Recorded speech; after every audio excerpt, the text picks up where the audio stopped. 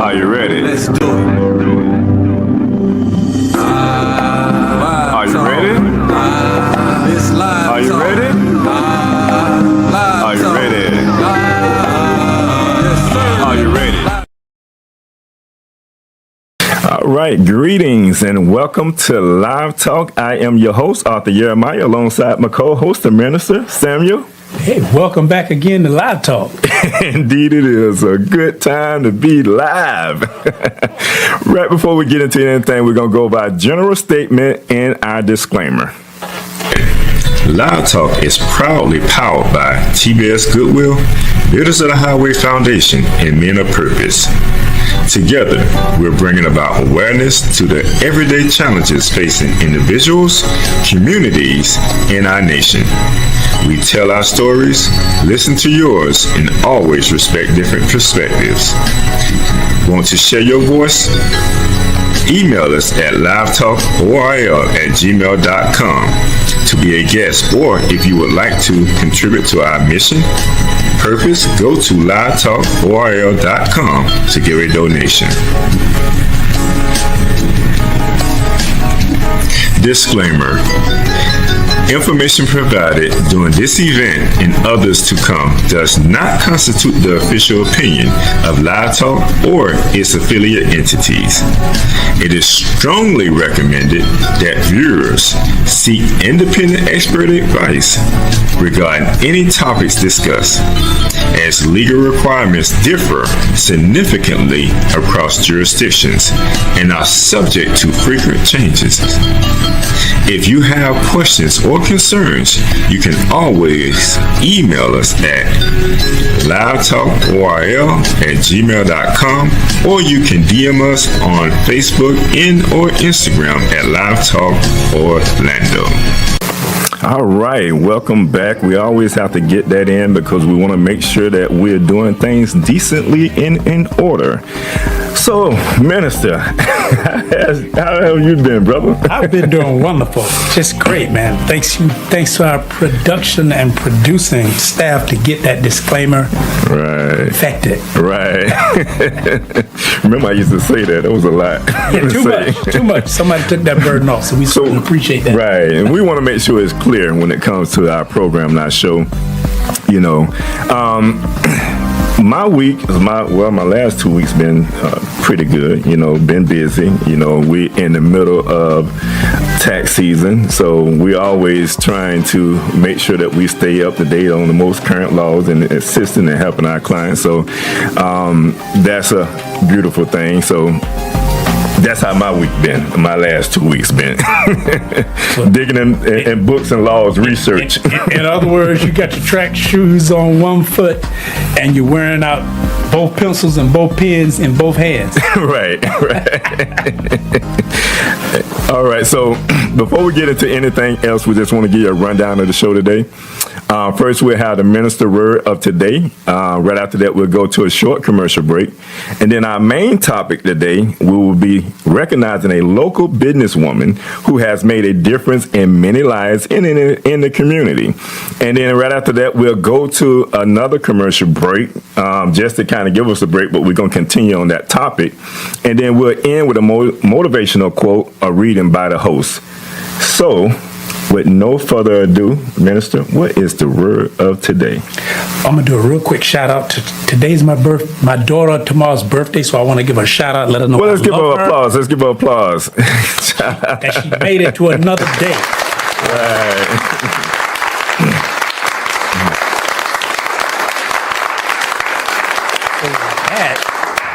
We want to jump in with our word of today, and our word of today is going to be success. Right. And let me get my notes here. Success can be defined as a term that means different things to different people.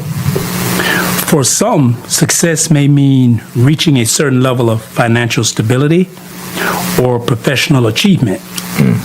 In contrast, for others, success may mean having a fulfilling personal life or positively impacting the world. Success is and can be subjective. Some people for example, may define success in terms of material possessions, while others may define it in terms of personal growth and development. Some people prioritize their career or professional achievements, while others prioritize their relationships or personal well-being. Ultimately, success is something that you define for yourself based on your values, passions, and goals. And I wanted to share a quote from a very successful woman, since this is Women's History Month. Right. And we're going to be bringing a successful woman on our show. Right. The quote states, "I was once afraid of people saying, 'Who does she think she is?' Now, I have the courage to stand up and say, 'This is who I am.'" And that quote came from Oprah Winfrey. Yeah. This is who I am. Now that's powerful. You know I am. You know who I am is, right? See, the I am. See, she went a lot deeper than the surface. Right. But from where she was to where she is, it's a testament. It truly is. You know, we talk about that. You know, you lift out some very important points there when you talk about success and what success means to an individual. You know, because we all have our own definition of what we consider success. Right. And I think we need to all take that into consideration. Just because a person, I think we had my brother-in-law on the show, and he felt like his story, Yes. you know, he felt like he didn't meet a certain standard, so he didn't feel like his story meant anything. But you have excelled, and you have succeeded. Yeah. You conquered and beat the giant. You know, that's success. He had a mountain of success. Right. He climbed the hill so far, he didn't realize he was standing on top of a mountain. Right. And success ain't you made $1 million. It ain't all about the money. It's about those values that you just mentioned. It's about the values that really touch you, you know. Right. That's what really success is all about. So thank you, brother, for that word of today. And we'll get deeper into that. So for right now, we'll go to a quick commercial break, and we'll come back with our guest. At NOY Store, we bring culture, style, and wellness all in one place. Explore our collection of cultural apparel designed to inspire and connect. From t-shirts to polos, boldly tell your story. Need guidance on your journey? Check out our books written to inspire and support your spiritual, personal, and community growth. And give your body the care it deserves with our health and wellness products like natural toothpaste, soothing body butters, and more. We're always adding new products to empower your life so you can live with purpose and style. Visit NOYstore.com today, where culture, wellness, and inspiration come together. Shop at NOYstore.com. We're going to war, y'all! I was screwed last tax season, but not this time. I got a pro to be my co-pilot. Scott & Associates Accounting ain't just there when the IRS comes knocking on your door. They do all the preparation work and the planning. That way my plane is fully fueled up and stocked with bullets. Scott's firm is completely family owned, so yeah, they treat your money like Christmas dinner. Seriously, dude, you never pay more than you have to. Now let's say, God forbid, you do make a mistake during the year. These guys will help you get back on track faster than you could say back-to-back World War champs. Whether you're a small business or want your personal taxes done, they know the tax code like the back of their hand. You'll never have to worry about getting lost in the IRS trenches when you have the allies on your side. They do more than balance books. They empower entrepreneurs to make smart, confident financial decisions all year long. Because Scott & Associates always treats me like family, I refer my family to them. So when preparing for my taxes, and I know exactly what to bring in coming in, it makes the process so much easier. Anyone should hire Scott & Associates because they are professional, respectful, and very knowledgeable. And with all of my heart, I can always count on them.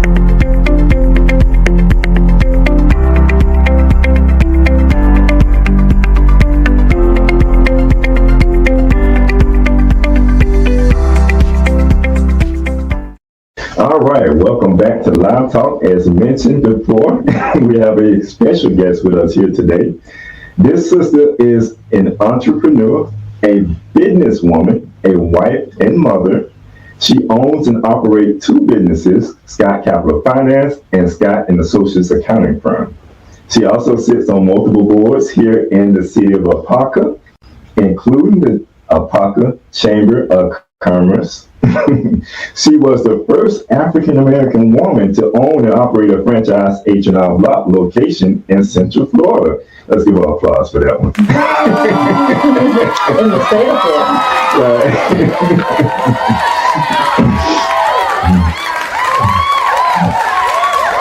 Florida. And not only that, the location she has was in top 100 out of 3,000 franchise locations nationally, that is. I can go on and on about this sister, all her accolades, but thank goodness she's here with us today and she can help us out with this. And I'm honored to be here today. So with no further ado, welcome to the show, Miss Finance Pro, Angela, AKA Abigail. Let's welcome her to the show with another applause.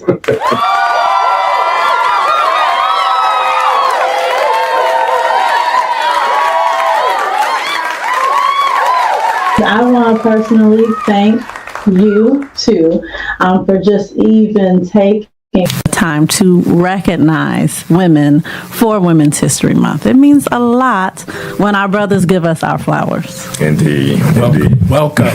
Welcome.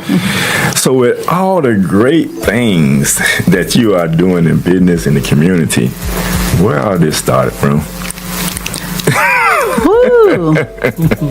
That you just want to come heavy with the questions. Honestly, well, according to my mother, she would say all the time that entrepreneurship was a path that she always knew I was going to go on. Based on, most parents, they sit their children on their lap and they're just like, what do you want to be when you grow up? And my brother, I'm going to be a firefighter or a policeman. And my sister, I'm going to be a teacher. And my mom's like, no, you're going to be a nurse. And then I was just adamant because I think she tried to tell me I was going to be a teacher. And I was like, no, I'm going to be a chocolate ice cream man, whatever that was at 5. I was like, I'm going to be a chocolate ice cream man. So for her, I always knew that I was going to be she always knew I was going to be in business for herself because she tried to talk me out of it. And I was like, no. Chocolate ice cream. Yeah. And that's what I'm selling and that's what I'm doing. But, later on as an adult and, as a woman of color, just being real, because I always want to be real on any opportunity that I get to speak on. The truth of the matter is, I wanted to have my degree like most people, and I wanted to believe in corporate America and, that saying of climbing that corporate ladder. So for me, at first, I started off on the path where it's like, okay, I want to work hard, go to a college, get a degree, and make my way to having that corner office. That's the picture that they paint with benefits and all that other stuff that comes with it. Well, at a very young age, corporate America, going through that experience, I knew would not suit me. And so I was blessed to have a spouse that was heavy on entrepreneurship, and his words is what resonated within me when he said, I will never allow another man to determine how I provide for my family and how my future is going to be. I will never put my future in someone else's hands. And so that kind of burned me enough to put me on a corporate path to wanting to be self-employed, because at the time it was said to me, I was just lost. I had left one corporate career because, again, I was tired of all the politics and, still left a good job with benefits and good health care to start a new career. And not even 2 months later, I get fired. And so, of course, no one likes to be fired. That's when you feel broken. And so, in that brokenness, hearing those words, it's like, okay, I'm going to pick myself up and I'm going to, become an entrepreneur. But then in that entrepreneur journey, I was also finding myself religiously. And so I always have to give credit where credit is due, because we started to have Bible studies at our home. And, sleep in peace to Elder, Jacob. Yeah, Jacob, yes. He had a whole library series with the Boss in One. And a lot of y'all in y'all ways teaching, like tapes and series of teaching entrepreneurship, like from a scriptural and spiritual standpoint. And that those teachings, like, it's crazy, but we used to study from like 9 a.m. or 10 a.m. and sometimes not stop till 6 p.m. like in the evening. So just imagine going from like a 10 a.m. to, it was like a boot camp I needed or something. But I would be so fired up and drained, like through those teachings. I had a business plan. Like you couldn't tell me that I was going to fail. There was just no way I was going to fail. I knew too much. I was way too empowered and sure of myself. And that is important as a Black woman, because society loves to tear us down. It tells us that we are the last. So to be put in a position where you know that you are the finest of his creations, and you understand your true power and why and how that can intimidate others, you walk different, you talk different. And that was important, because in society, again, where we are constantly being torn down, where we're told that we can't be too loud and too proud, where we want to go on Weight Watchers because we always constantly look at our weight because, we made a little thicker. It felt good to just be empowered and have something that we could pull into. So spiritually, I needed that transition, but it was a lot of factors, I would say, that led me to entrepreneurship. And it's been a journey, but it's been a great journey. And I'm gonna see because y'all so close, and he came out throwing a fastball at you. A big fastball. So it's like, okay. So I'm gonna back it up. He didn't even how are you doing this? How are you doing this morning? Before he threw a fastball at you. Well, okay. Very excited. This is a very busy season, and I'm happy to be busy. Right. We are celebrating 17 years this month in Women's History Month. 17 years as, Scott & Associates accounting firm.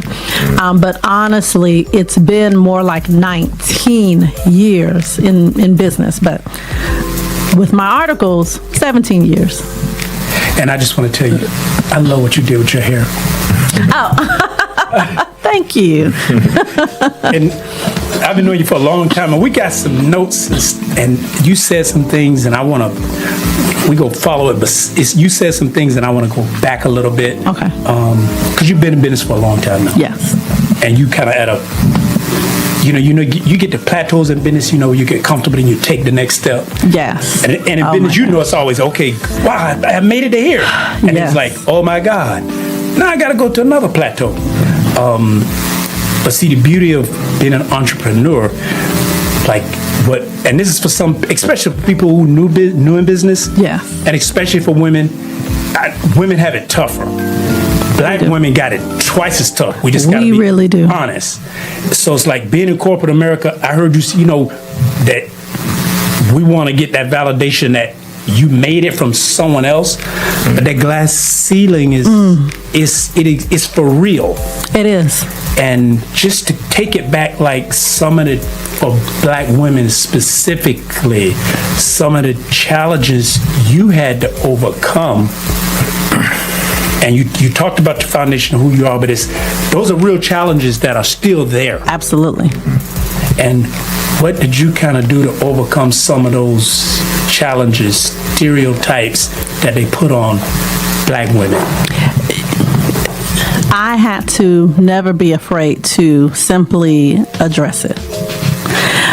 But being very real and, to give advice to anyone that wants to consider entrepreneurship, especially when you are a black woman and a woman of color, because other nationalities typically have each other to lean on.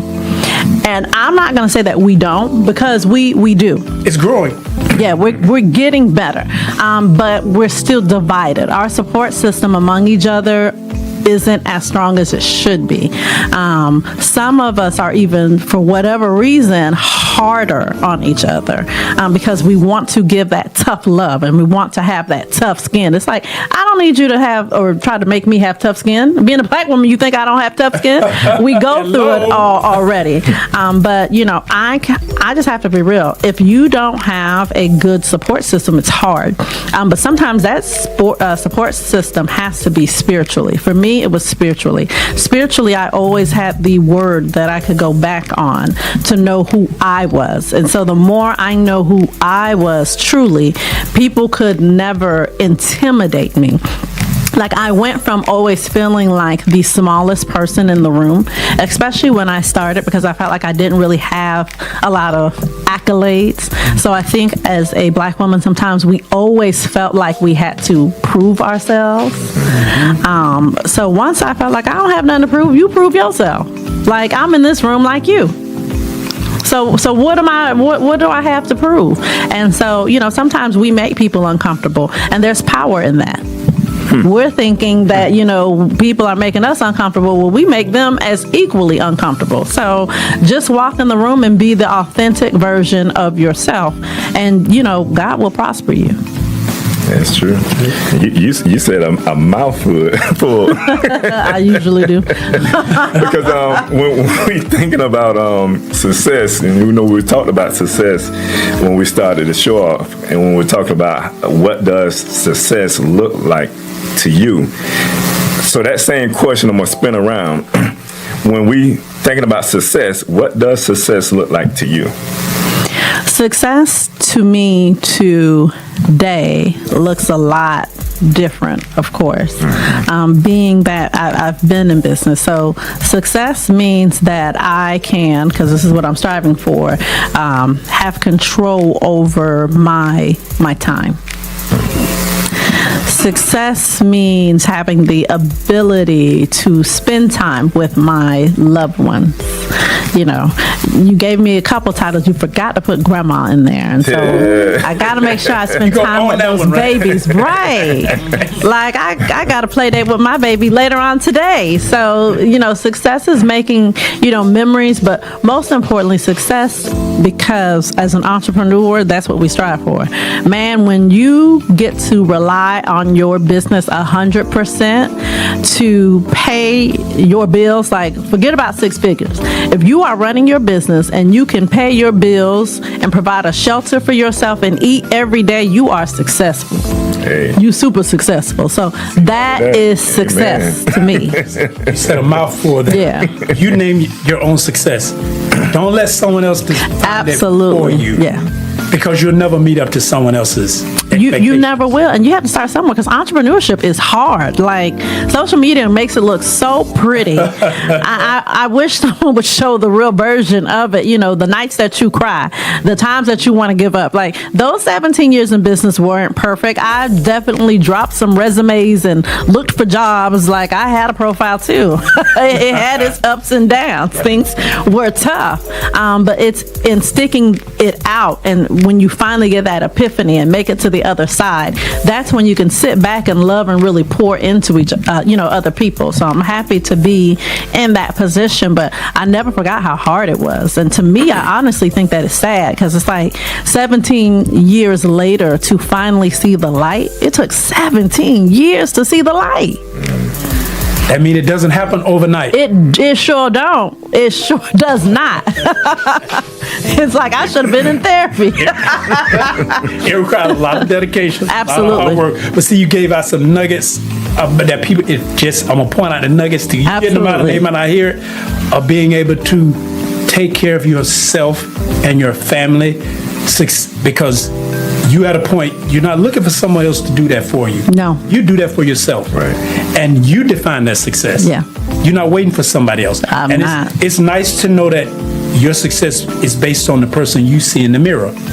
Not having to knock on someone's door or see, as a man, if a man is driven, you go into corporate, you can be driven. They say, oh, he's driven. Yeah. But when a woman, especially a black woman, you want to call her name for being driven. Okay, but then so now you don't want to be called a name, and now they go say, oh, you're not meeting up with the standards. But when you exceed the standards of a man, they want to say she's a B, or she got a problem, but if a man does it, that's a great thing. Yeah. Oh, he's pushing the business forward. But if a woman do it, oh, something is wrong with her. Absolutely. Because she wants to be successful. But that's because somebody else wants to define your success. Oh, absolutely. I'm so happy to be grounded in marriage, because oftentimes that would happen because early in our career path, in understanding our personalities, Mr. Scott said, you're going to be the face of our company. You're going to be the voice. You're going to be the brand. You're a people person. You'll walk in the room, 20 minutes later, half the room. You're going to be the face. And being the face and constantly being the one that used to do radio, make the commercials, even go out and hand out the flyers that, used to print in our slow little printer. People often found, oh, she run her husband, or, what does he do? What does he do? Everything else. It's a lot of work behind this, and keep me grounded and sane because I've had to be the face. So a lot of the brunt I had to take on. So it's a lot of stereotype that comes with that when you want to be a brand as a woman, because once again, women, and honestly too, women of all races kind of tear each other down. Don't know why. Women are so competitive with one another. So it's only one or two ways. Either we're super competitive or super supportive. But I hate when we take on that competitive nature, because there's so much that we all face, especially in this new age, right? Because we just got permission, I'll say, and I say that loosely, we just got permission to be successful businesswomen. Before, it was about being, the homemaker. And so sometimes when we would try to balance both, like myself included, trying to be a businesswoman for 10 hours, and then the other 10 hours, now you got to be a wife, a mom, a maid, a chef, a nurse, you got to run the laundromat. That's a lot to take on. And so with women, we often get burned out and tired. But who told us we had to take on so many roles? We lied to ourselves in trying to take all of that on. It's like, no, you don't. What's wrong with your son? He can't wash his own clothes? They setting you up for failure. Yes. You don't have to be that super mom. So I just love when couples are couples, and having real conversations to say, what does your week look like? What is your week? Well, we know we got to do this, we got to do that, getting help outside of the home. It's like, look, the best thing a laundromat ever did was offer wash and fold. Who knew? And then they charge you by the pound. Like, you can just take all your dirty clothes, put it in a garbage bag, drop it off, and pick it up, and it's going to smell good, and they fold it. All you got to do is put it away. Or maybe not put it away. And that costs about $40. I hope I'm helping somebody. I hope I'm helping somebody. Instead of working all night? Yes. Well, I've learned there was things like that you could do to get help and to, but going back to what was originally said, it's still hard for us. But what's easy is when you have the right support at your own home. And you're not afraid to take on the stereotypes because you're still going to get stereotyped. And that's true. And I say most so, not only you're a woman, but you're a dark-skinned woman. And when you look at society and stepping into the place, you know, you have always been that. See, you said you trying to have me go through therapy on this show? You said something that was so powerful and so true, and it goes back to the quote that you said, Minister, in the beginning with Oprah Winfrey. You know who you are. A lot of women don't know who they are. And a lot of women try to become a part, be accepted in this system. So they try to do everything accordingly so that they are accepted. But you have looked beyond that. Yeah. You have seen that, if anything, prove yourself to me. Yeah.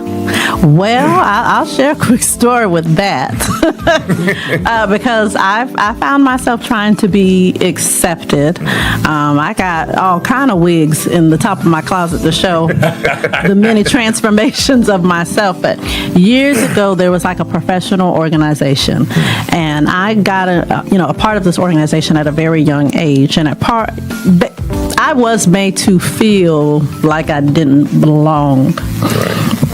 And I wanted to leave this organization because oftentimes I would feel out of place and cry. However, there was a prominent African American sister at that time that basically begged me to stay because they were the only African American a part of this association. So the sister kind of wanted me there as a support because sometimes, you know, it's hard when there's not any of us in the room. So it's almost like we had an understanding that she wanted me there to kind of be her home base. However, this individual was, you know, soror in a good, you know, field. She had enough accolades to where I'm just going to say white women respected her. That same level of respect was not given to me. Over time, because I continued to show up and show my face, the ladies were comfortable enough to, you know, give me little positions and, you know, speak to me, because sometimes they used to not even speak to me. I remember one time walking into the room, I cried because every time we had a meeting, it's like, here we go. I'm, you know, not going to feel welcomed. I'll be the last one to be greeted. And so I used to kind of just go and try to find a corner. And I remember praying and just asking God, like, just please just be a light. Be a light. And I love when he has signs, because then as soon as I walked in the room, white lady walked up to me and says, excuse me, I don't know what it is about you, but you really stand out. It's almost like you have this glow. Why did she tell me I have a glow? God was confirming that, baby, I am always with you. Don't you ever walk in any room with your head down feeling less, because everybody go to the same grave at the end of the day.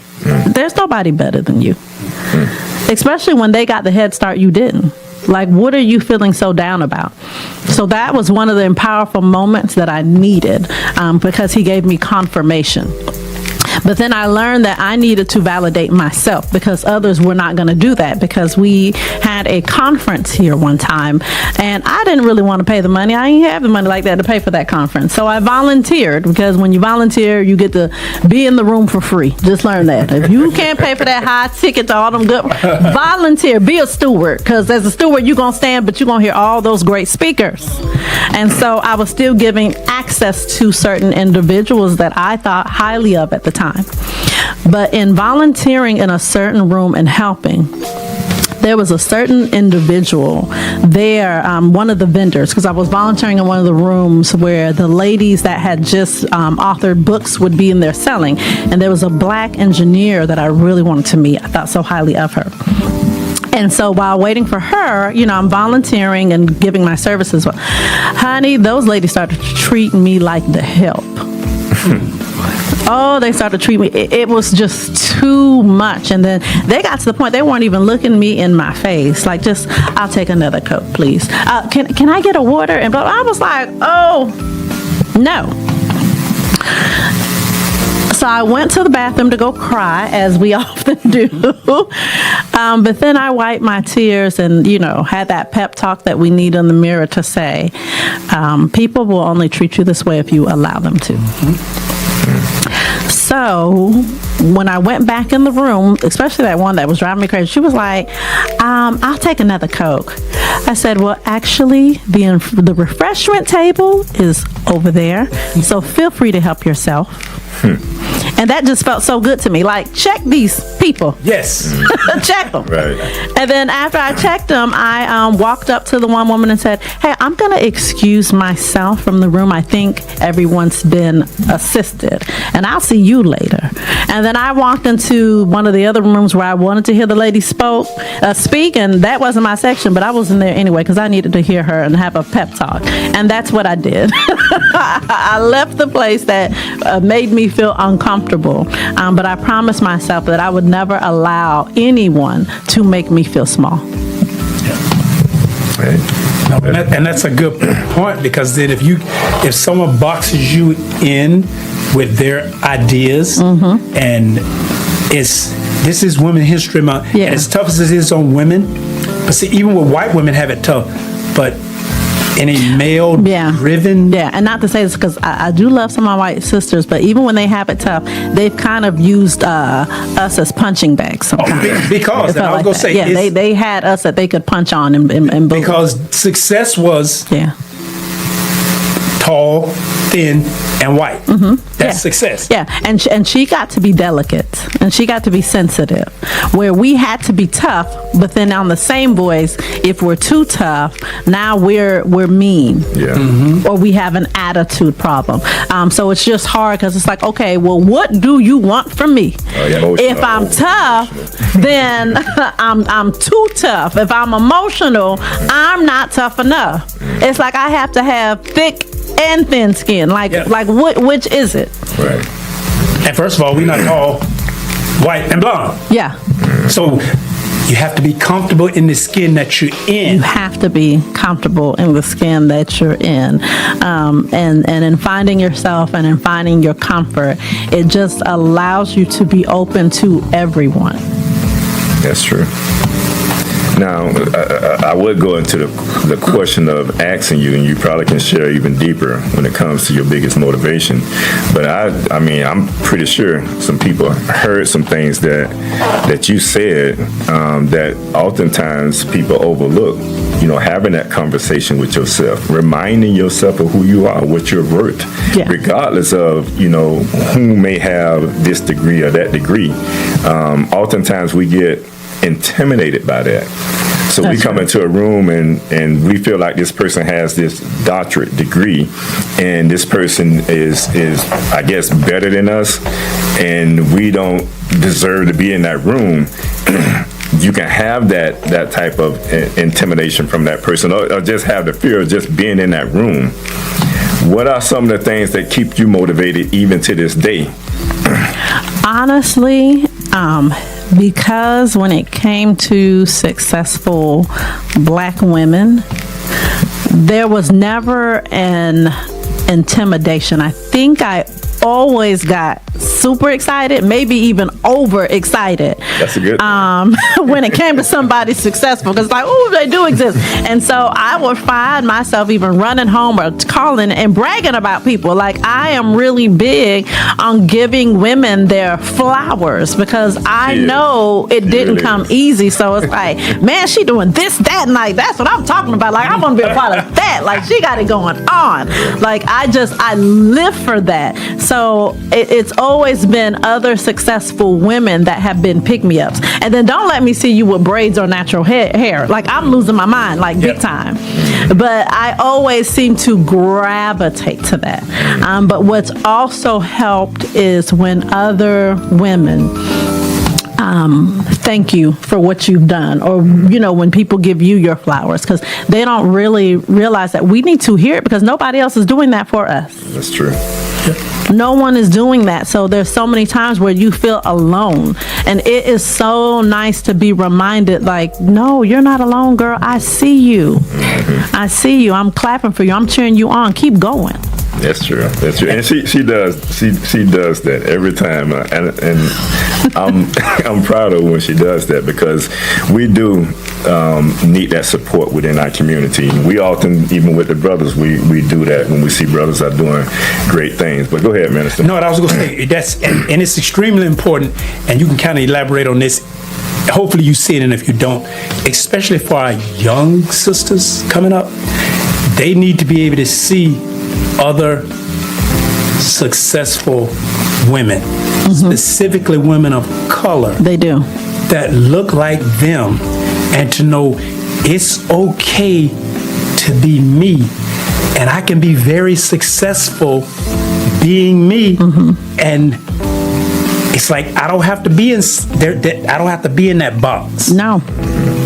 And so it's like, and I know you do a lot with adults and youth, but just to touch on the importance of our young sisters coming up, to know that they can have somebody that look like them.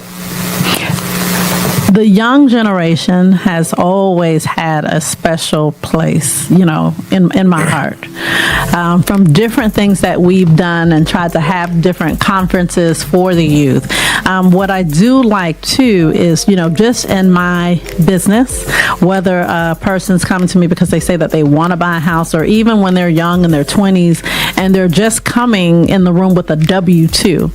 It's like, what were you doing in there for 45 minutes? Talking to them about their career path, seeing what they want to do for college, pouring into them. It is so important that we pour into our next generation, because they need that. And then inviting them to things so that they can get involved and get an idea of what business looks like.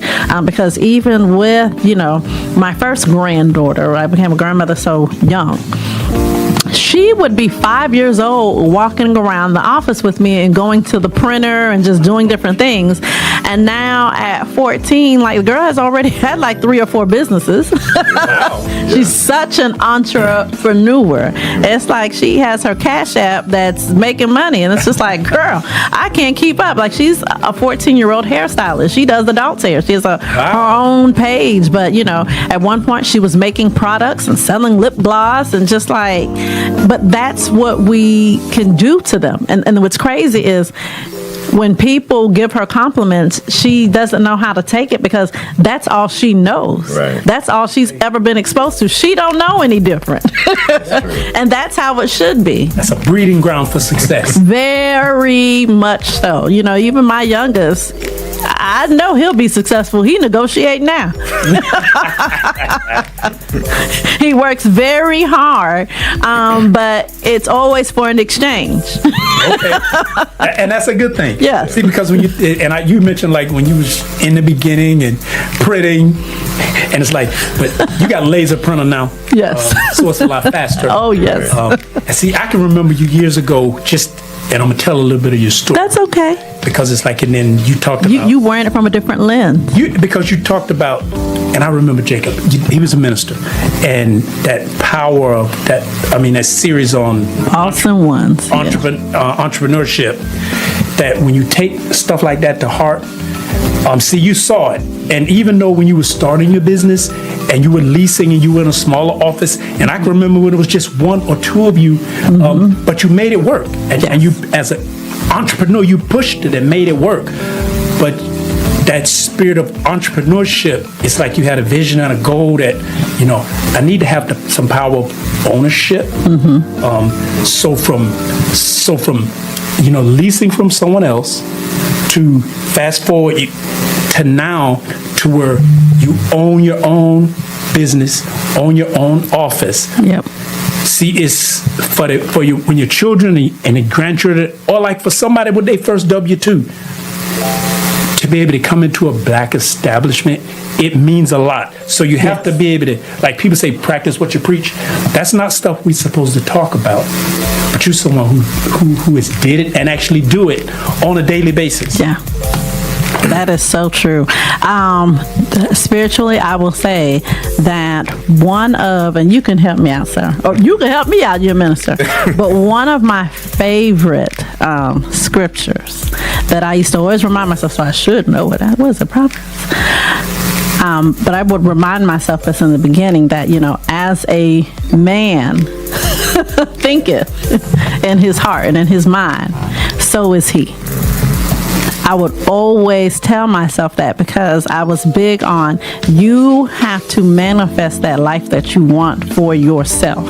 And oftentimes, because we don't know how to get there, we feel like there are so many obstacles, like one being, well, my credit is shot and I don't have no kind of money in the bank. I ain't got no rich uncle or rich dad. Nobody's rich. Everybody around me is broke. So you tell me, how do I go from broke, bad credit, and no money to the bank to owning a building or even owning a house? People get discouraged every day with home ownership.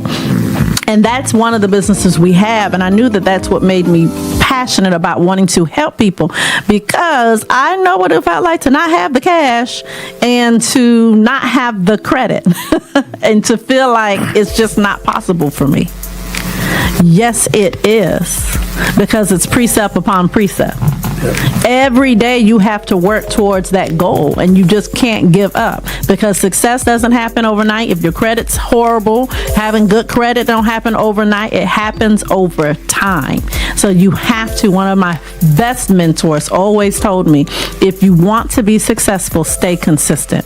And I always echo her words, even though those words got on my nerves when she told me that, because like, stay consistent in what, girl? I'm tired. What you mean stay consistent? You can't give me nothing else. Right. Or tell me something else I'm supposed to be doing. What you mean stay consistent? She said stay consistent and it will happen. Right. And now here I am telling everybody else stay consistent. And it will happen. But you're a living testimony to that. Yes, sir. And who was that? Judith. Judith Israel. Rest in power. Yes, and now the reason I say that because we're talking about Women's History Month. Oh, and I needed her as a woman. We want to make sure that we give all our flowers to all our women that has been a part of that journey. Mm-hmm. So at this time, if you wanted to highlight, what are some of those women that are close to you that have, been that inspiration to get you to the point where you are right now today? Well, one woman I will have to give flowers to is my godmother. Okay. Joyce Trimble. Okay. And then there is Barbara Clark. Mm-hmm. And there is a woman, Liesl. And I'm naming these women because in my early 20s, when, again, my mind was just wrapped around entrepreneurship, I got a position I wasn't supposed to actually have, because the Asian woman that owned the commercial building, I don't know who she thought Angela Dorelli was at the time, but she didn't think she was going to see the black girl that she saw. Like, she walked in the conference room like, oh!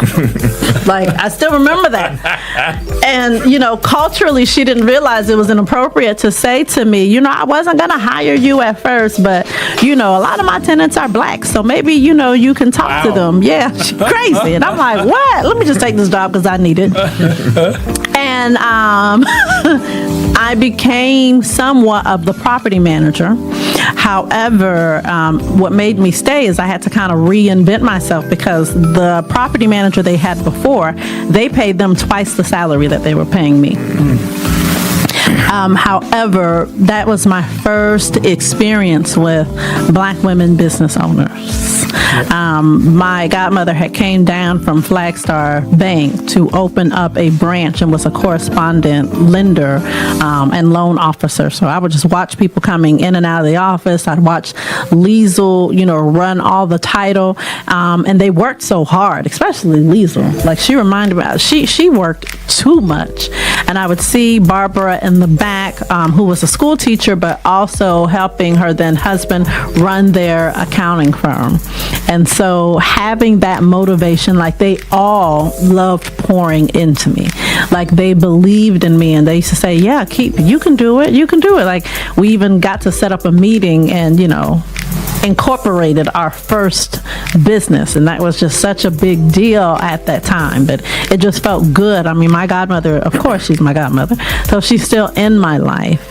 And she's retired, but I always tell her how great it was that she allowed me to see and be a part of her success, because we need that exposure.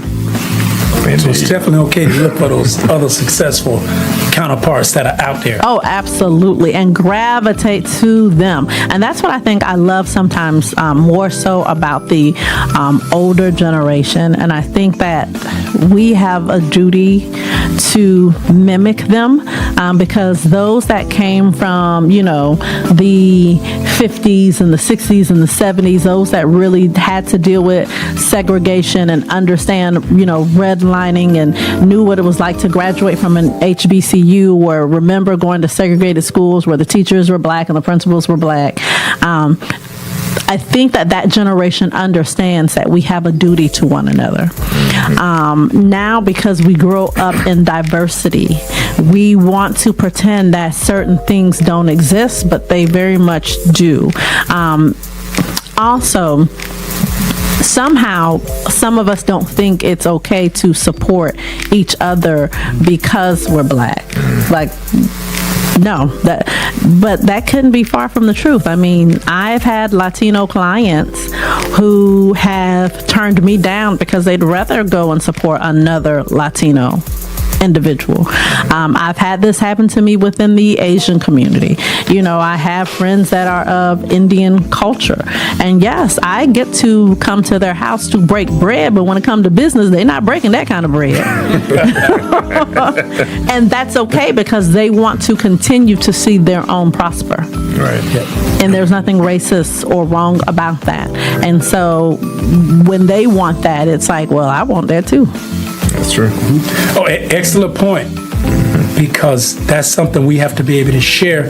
It's okay, but we have to translate that. And you said something earlier. We unfortunately sometimes would rather we tear each other down rather than build each other up. Yes. Especially when it comes to business. And then even our value. For some reason, we think support means that, we should not charge a certain amount. It's like we don't think we're worth that. We're getting the hookup. Oh, I go to my people, I get the hookup. Yeah. Opposed to, I go to my people and get a service. Absolutely. And I'm contributing to feeding their family. I'm contributing to our culture. And I think oftentimes we overlook that part. And one other thing that is huge within our culture and our community is we have this stigma for one another. And that stigma is, okay, I give you a chance. And you do it grudgingly. Yeah. You don't do it because you really want to. You do it grudgingly in hopes that something happened so that you can say, I told you so. That's why I didn't want to go there in the first place. Yeah. How often have you experienced that? Too often. And of course, in my younger years, I fell victim to that. So the practice was, being cheap. I used to convince myself that, hey, some money is better than no money. And we often do that. We'll say, some money is better than no money. Be thankful to take something than to have nothing. However, of course, earlier I said 17 years in business. That's 17 years worth of experience. You are going to pay me my worth to have access to me because I've been tried. Right. And, like I often tell clients that are new when they say, well, why choose us? One, I'm not afraid of the IRS. You could be wrong and I'm still not going to be scared because, hey, offer and compromise exists. So there's always a solution. And so when you have someone that doesn't mind, because I always tell people, not only do I know how to read, I like to read. So I'm going to read. I'm going to do my research. That takes time. That's the kind of service that you have to pay for. You won't be alone in this, ever. Right. It's just what we believe in and what we do. And it comes from the belief that, I often feel because if I don't do it, who else is going to do it for this person? You're a real person like me. we've had people that have come to us crying and afraid that they would lose their homes or lose their business, and how am I going to provide for my family? That's a language I can connect to. Of course I'm going to fight for you, but you have to pay for it. Right. I often tell people, I used to, when people like, oh my gosh, that's how much you charge, I was like, well, you know, I would honestly do this for free if I could. I would do this for free. I like to help people. But then I'd point to those kids. I say, you see them kids right there, though? Turn out they got to eat. Yep. Turn out I got to be the one to feed them. And we got to pay lights and water. But, you know, I mean, if you got room in your house, maybe I can come live with you. And bring them kids. You take care of us and feed us. The client's like, okay, I get it. I get your point. Yes, please do. But that's something that you really, we have to share that a lot because we miss it. Like you said, in the hookup with a black business. Of course, one of our greatest quotes is the best for less. Right. But that don't mean nothing. Right. Yeah. You don't devalue your service. Yeah. Especially because you're a woman. Because when, I don't know who it is on this, if it's Duke Energy or OUC, they don't give you a discount. They do not. When you go to Target, they don't give discounts. No, they because don't. You're a black woman. Oh, you get stuff for half because you go to Target and your water, your electricity is half. They give you a hookup so you get it for free. Yeah. So how can you give your service for free? Right. And that's the reason other communities can flourish. They can thrive and flourish is because they support one another. Absolutely. And we have to, it's like we should be happy to support one another that way. Right. Sometimes I'll even take my calculator out and tell people, okay, well, how much do you think this service should be? Because, you know, we deal with numbers. I'll let you know that, wait, 200? Okay, you know how many people you have to, look at this. This less than your salary. And this is a whole business. How do you think a business operates if this is the fee that you think is supposed to be charged? That's not realistic for the service. I think people, when you talk about certain services, I think people overlook what you invest in your business to make sure that they're serviced properly, making sure that they're secure as far as information-wise. Like there's a lot of money that goes into making sure that happens. They only look at, okay, you providing this service for me, but we also provide audit Protection. defense and protection. Oh, you're doing just this service? No, we also provide a secure system that you can upload your information to. So there's a lot of things that we've invested in. That we Absolutely. invest in that people overlook because they're trying to devalue your service and who you are. And I think that's the biggest thing that happens within our community, especially with our sisters and our women. The services are devalued Absolutely. because people don't value your service. And that goes all the way back to you knowing who you are. Yeah, no, absolutely. I mean, the profession that was chosen is predominantly still to this day a white dominated male field. Yeah. White male. We're talking finances and lending.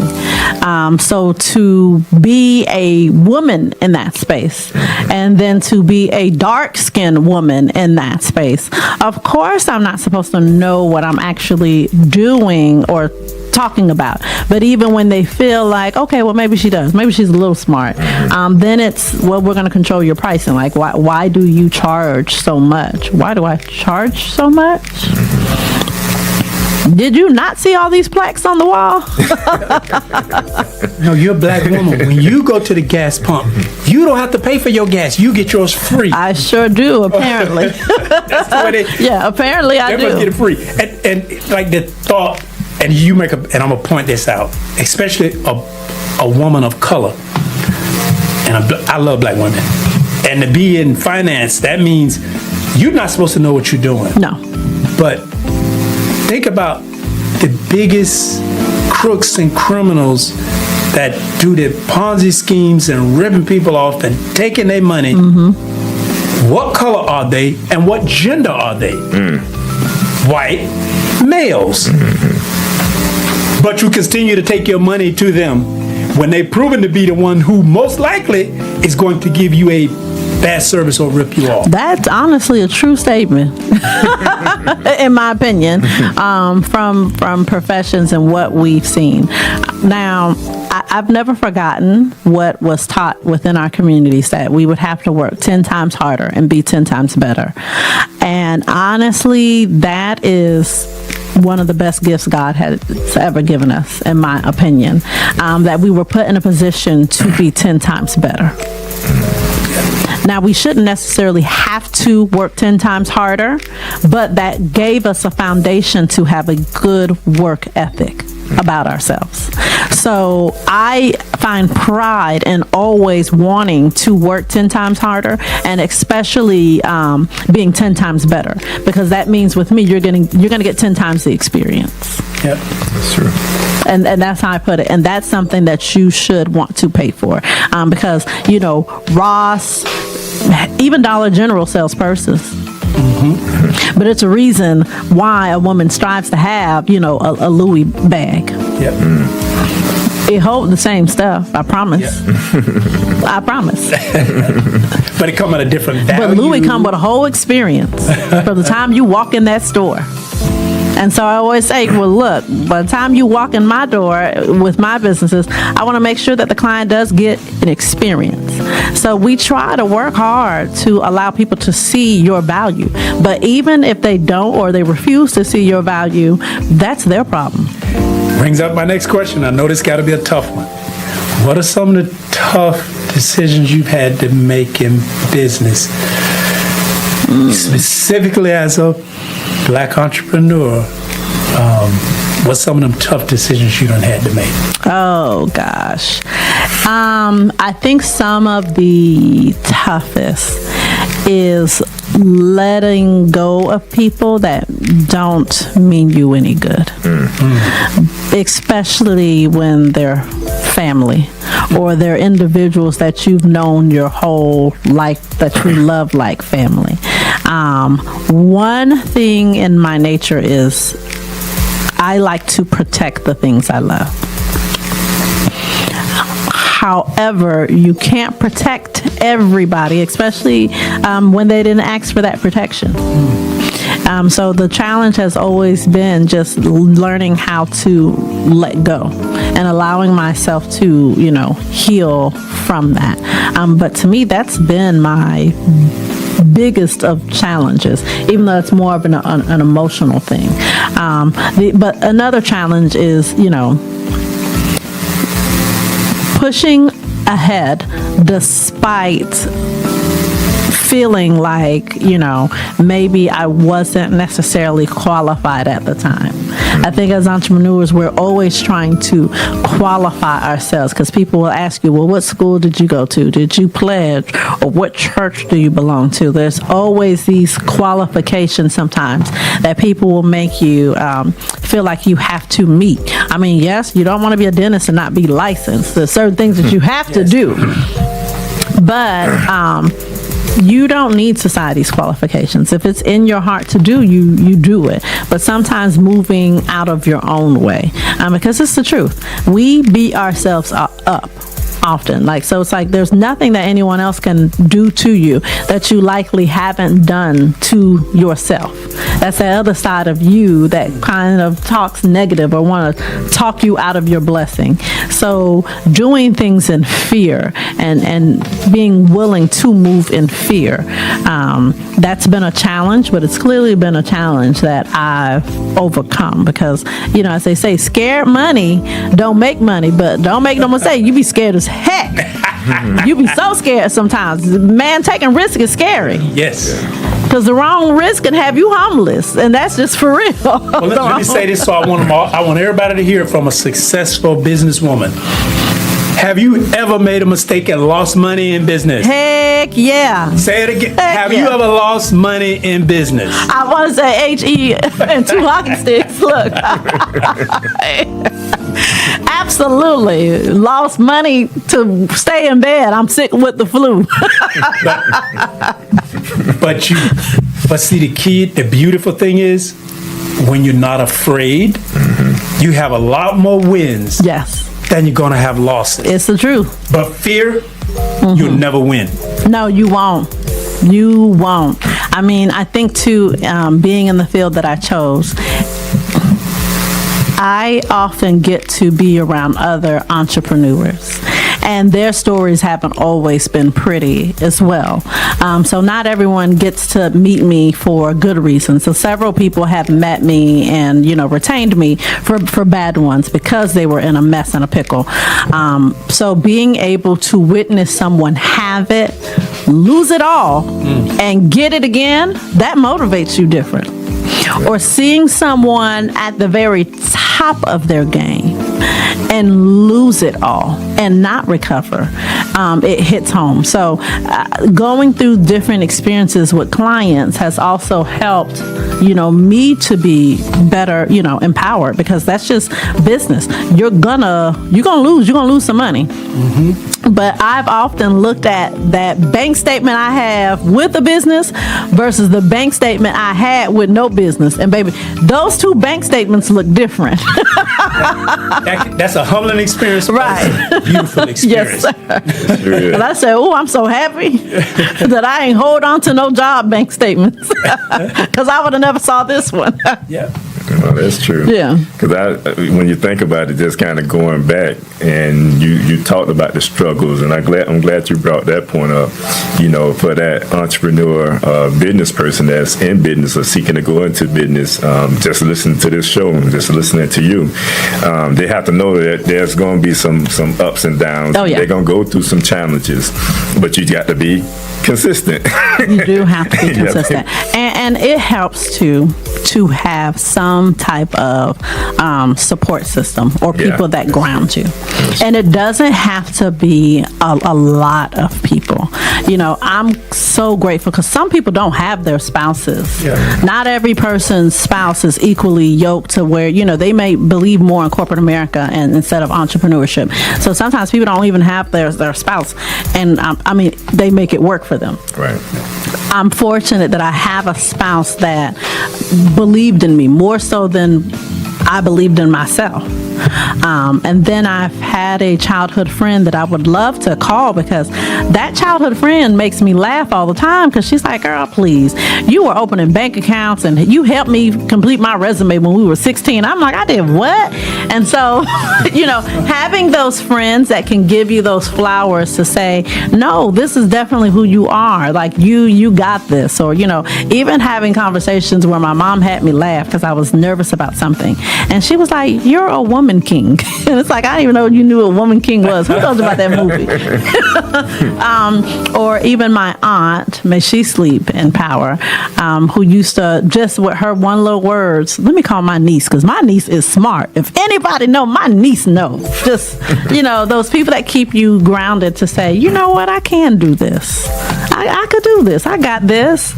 Let me ask you this one, and I'm hoping you can answer it, because I know you're blessed to have a spouse, someone who supports you. Yes. 100%. Very much so. I couldn't have done it if I didn't.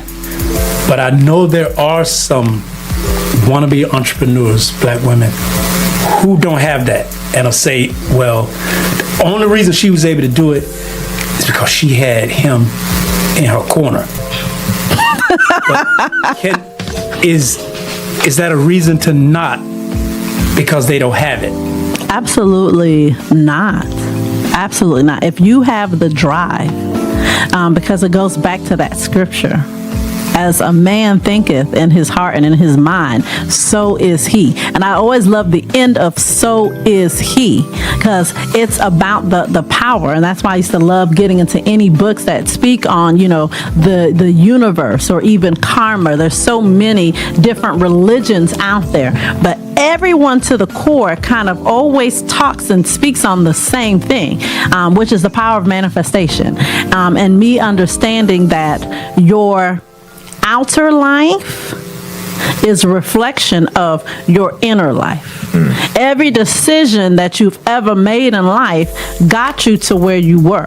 And I think I've always held on to that more than I've held on to anything else. So to me, it was always important that I control my thoughts. Like, I will purposely allow myself to daydream of the mansion and daydream of traveling the world and daydream of all the money that's going to be in my account. Because you have to think it. So I'm like, man, I got to think it and see me there. And there'll be so many times I get clouded because it's like I'm trying to think about all this money and success, and then Oprah pop up because she's successful. It's like, brain, don't do that. Put my face in there. Yep. Let me manifest me. And I'm going to add to this because I know you said it, you know it, but I'm going to say it so our audience from that ministerial poem, she's as so a man thinketh, because these women, yes, that scripture is not, it is not based No. on gender. I know you know that, Yes. but that's not a gender thing. That man is talking about is the mind. What you're talking, see what you can manifest in your mind, because until you can see the mansion, until you can see the money, until you can see the family, it won't exist. But it begins in your mind. It begins in your man. So you say, so a man thinketh, that's not a gender thing. No. That's about you manifesting. Just wanted to And point there's that out. and there's no better feeling than when you sit down and say, dang, this everything I dreamed of. That's true. I dreamed of this. Like, dang, this what I Deja wanted for vu. real. Like, is this really happening? Like, Yeah. man, there's no better feeling. That's when you can't even sit down, because it's like, man, you better do it. You better do it. If I did it, why you can't do it? That's one of those surreal moments. Yeah. You know, when things just come all together like that. All right. So for my listening audience, we are here live with Miss Finance Pro, and we're talking about this. You love We're that. in That's a hot one. women's, I'm gonna say her story month, because we talk about his Yes. story, but we're gonna talk about Her her story. story. I love it. So we're in women's her story Story month, and we want to recognize our women in business, and we have here live with us Miss Finance Pro Abigail, aka Angela. And if any of the audience, anyone out there that want to chime in, just to you have a question, you want to just chime in and shout out your business. If you're a woman in business, please by nice. all means, just you can unmute yourself, or you can just I think it starts. I don't know the different ways you can come in, but. Those are the ways that you can come in. If you're on YouTube, you can always send us a chat. We'll shout you out. If you're on Facebook, also we'll shout you out that way as well. But we do want to give all our women.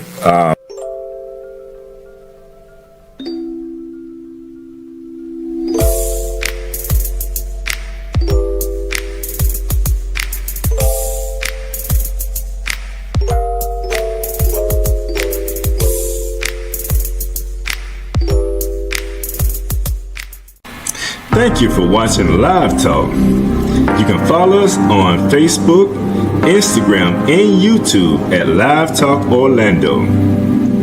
Please subscribe to our YouTube channel. Hit on the notification button so that you can see more videos like this. You want to join the show? Email us at livetalkorl@gmail.com. You can also follow the host on Facebook and Instagram at Arthur Jeremiah. And visit the website, thenoystore.com, to pick up your copy of The Spiritual Significance of a Name.